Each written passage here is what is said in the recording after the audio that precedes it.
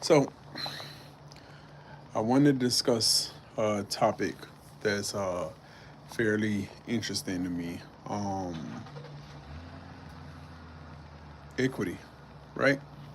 And in today's world or today's economy, this current environment that we are experiencing right now as a black folk, I wanted to be able to talk about something called equity, right? And what is equity?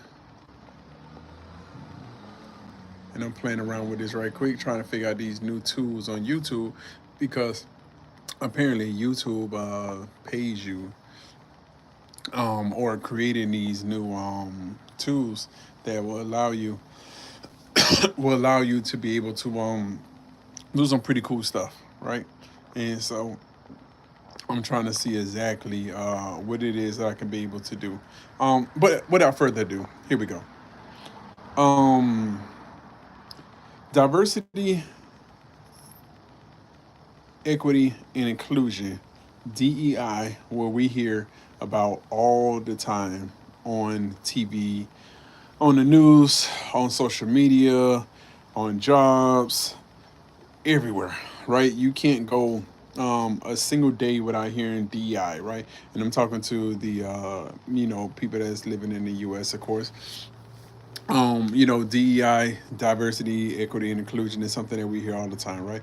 And so, diversity, what is it? Diversity is something that that allows you to a company or organization, a school, something like that, to be able to have a what is it?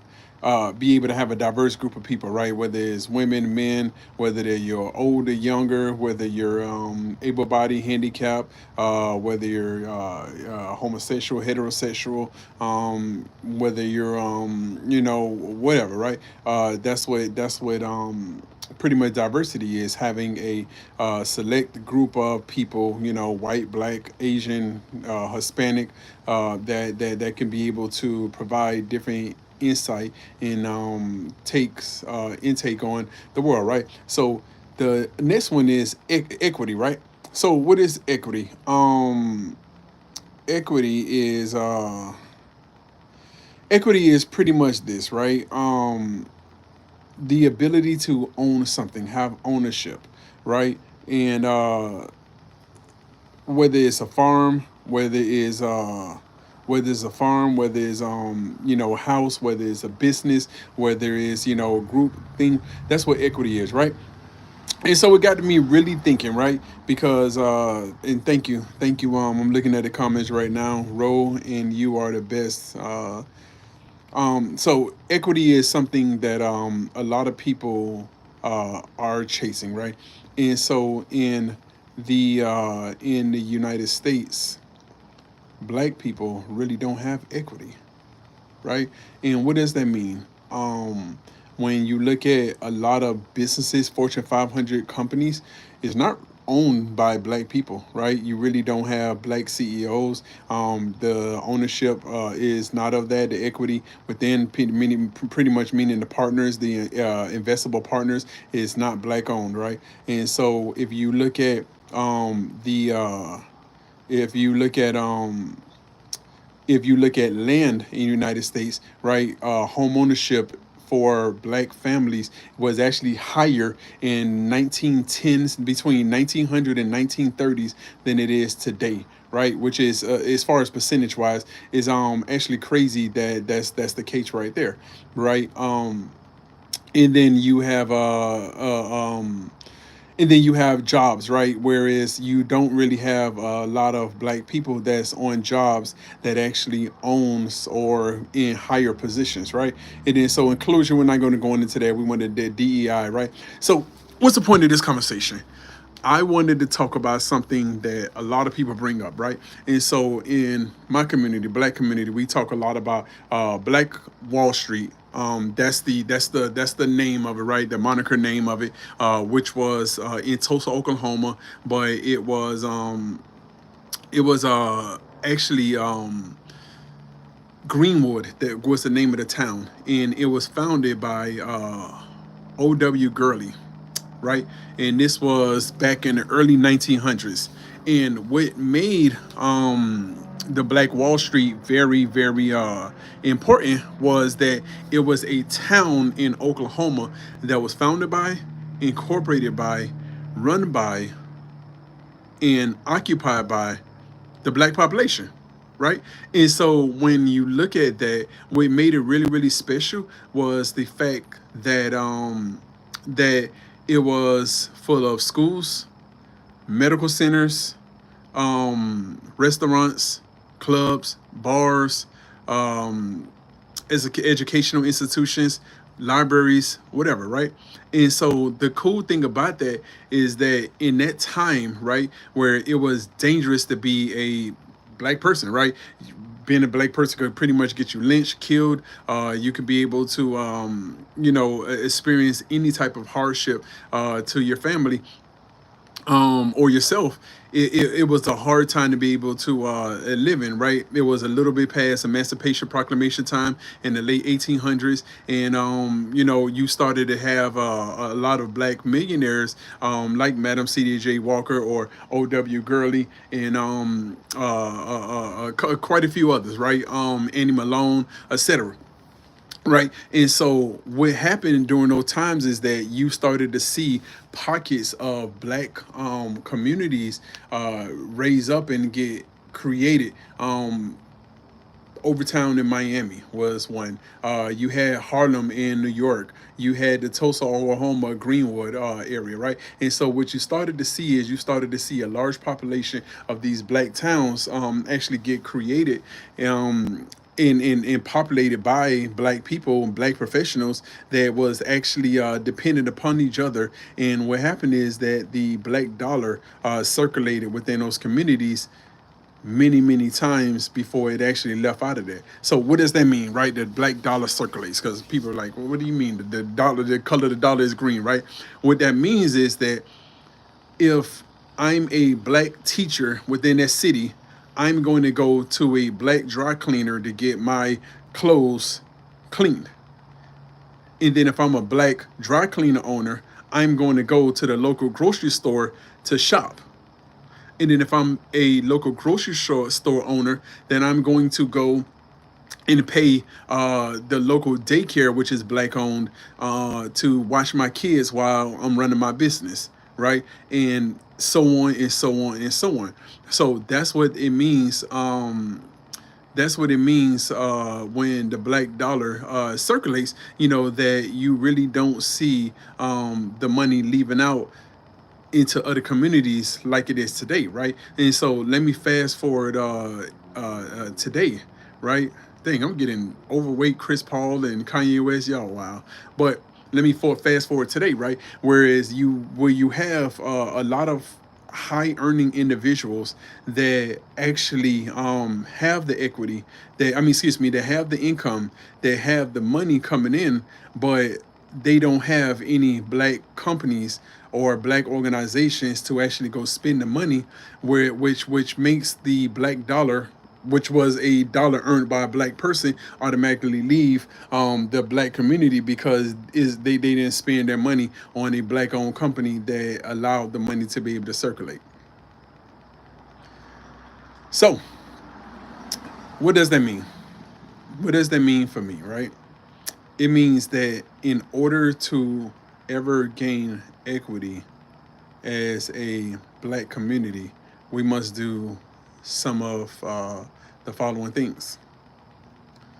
Number one,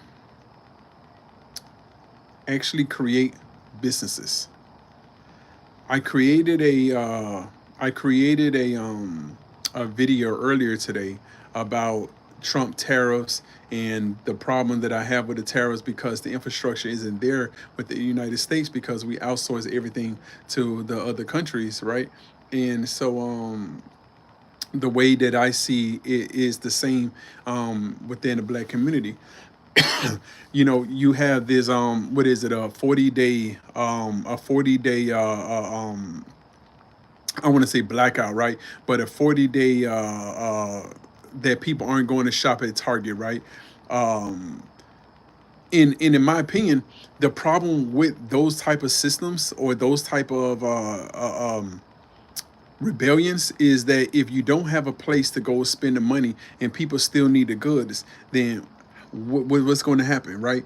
That means that that means that your efforts of not supporting a company that you think doesn't support DEI is going to fail fairly quickly, right? Because if you need toilet paper, right, and Target is the only company that's in your neighborhood that's selling toilet paper at a reasonable price that you could be able to afford, of course you're going to be able to go against what it is that you morally believe in, and you're going to go buy that toilet paper because you need to use it, right? Who's going to just say, well, I'm not going to wipe my butt for that 40 days and not use the toilet paper, right? It makes no sense at all.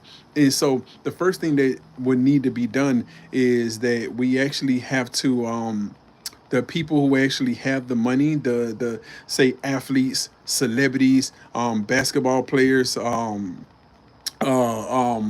earning individuals within different fields, they will have to be able to open up businesses, create businesses that allows black dollars to be spent with black businesses, right? And so number two, the second thing that need to be done is the actual ability to have a land, a massive land that you can be able to build on, right? So when you look at the Black Wall Street, Tulsa, Oklahoma, right? The area that it was on, man, it was like it wasn't even 50 acres, right? And so you look at what 40 acres in a mule that a lot of black people has got after being emancipated, right? That didn't happen. But if you look at today, a town that was prospering as much as the Tulsa, Oklahoma, they was able to do it on such a small amount of land, right? And then so in those days, you had single family homes that was pretty much populated in certain areas, right? Or you might have a duplex, or you might have a two-story building, right? So if you're really talking about building something and you have, let's say, 50 acres, then what we can be able to do is actually build high risers, condos, um, be able to have places that build compounds on those areas that actually that can be able to hold multiple families that does multiple things, right? And so initially, the first thing on my list, I say create black businesses, but I want to be able to reverse that listing right there. First thing that need to be done is actually buy land that is black owned, and on that land create black businesses or black owned businesses that support um the hiring and support the circulation of the black dollar of the people that owns things in that neighborhood. Okay.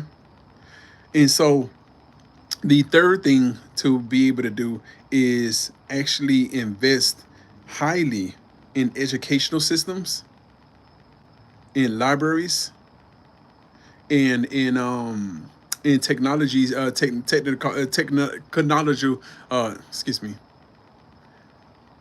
technological advances that will allow people in that city to compete against their counterparts that's not in that area, right? And then so when you look at that, there is three ways to actually create that will actually make sense, right? And so imagine if you was to take an area like a rural area in Georgia or South Carolina or mid America, Arkansas, somewhere like that, and you was to be able to say, okay, we're going to pool together 50 black people, right, that have a income of $100,000 or more, right? And so now $100,000 or more, 50 people, that's $5 million right there that you could be able to pool together, right? So out of that, 10% of all monies will be saved for 5 years. 500,000 every year times five, that's 2.5 million. 2.5 million will be able to start the infrastructure of those type of lands, right? And then so as more interest is gained in that, and more people can be able to invest and move over there, then the infrastructure of that type of area can easily be created. And that's my initial thoughts about that. I want to create a series on this. I just wanted to kind of gain people interest and see who was really interested in hearing about this topic, learning about this topic. But I think that